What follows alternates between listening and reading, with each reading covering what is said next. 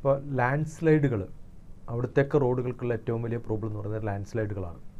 ഇവിടുത്തെ നമ്മൾ കാണുന്ന ചെങ്കൽപ്പാറകളെ പോലെയൊന്നുമല്ല. അവിടെ വളരെ സബ്റ്റിലായിട്ടുള്ള പാറകൾ. കൊങ്കൺ റെയിൽവേ പോകുന്ന സമയത്ത് നമുക്ക് തുരങ്കങ്ങളൊക്കെ ഉണ്ടാക്കാൻ സാധിച്ചു. അതേപോലെ തുരങ്കങ്ങൾ ഉണ്ടാക്കിയാലും അത് കംപ്ലീറ്റ് ആയിട്ട് നമ്മൾ ഒരു കോൺക്രീറ്റ് റൗണ്ട് ഉണ്ടാക്കിയിട്ട് പില്ലർ ഉണ്ടാക്കിയിട്ട് അല്ലെങ്കിൽ അതിൻ്റെ ഉള്ളിൽ ഹോളോ ആയിട്ടുള്ള സംഭവങ്ങൾ ഉണ്ടാക്കിയെടുക്കുക എന്ന് പറയുന്നത് വളരെ കോസ്റ്റ്ലി ആയിട്ടുള്ളതും വളരെ വയലൻ്റ് ആയിട്ടുള്ള ഒരു ഏരിയയുമാണ്.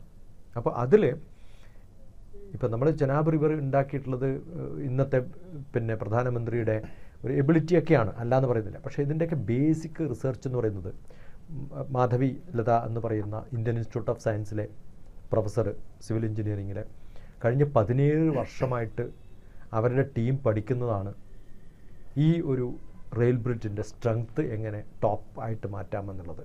കാരണം അത്രയും ഹൈറ്റിൽ 300 മീറ്റർ ഹൈറ്റിൽ അതിനെ ഒരു ആർച്ചായിട്ടുള്ള ഒരു